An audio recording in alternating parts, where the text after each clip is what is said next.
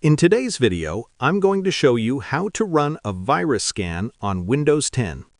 Running regular virus scans is important to keep your computer secure and protected from malware and other threats. Let's get started. First, click on the Windows Start button located at the bottom left corner of your screen. Once the Start menu opens, type Windows Security into the search bar. When you see Windows Security appear in the results, click on it to open the app. Inside Windows Security, look at the left-hand menu and click on Virus and Threat Protection.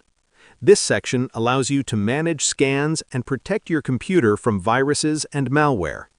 Next, scroll down until you find Scan Options, then click on it.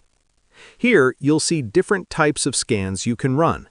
Quick Scan checks the most common areas where threats are found and usually takes just a few minutes. Full Scan thoroughly scans all files and programs on your computer, but it can take longer. Custom Scan lets you choose specific folders or drives to scan. Choose the scan that best fits your needs. For routine checks, a quick scan is usually enough. If you suspect a problem or haven't scanned in a while, select Full Scan. After selecting your scan type, click Scan Now to begin. Windows will now start scanning your system for threats. During the scan, it's best to avoid using your computer to ensure the process runs smoothly. Once the scan is complete, Windows will display the results and notify you if any threats were found. If necessary, it will also recommend actions to remove or quarantine detected issues. And that's it.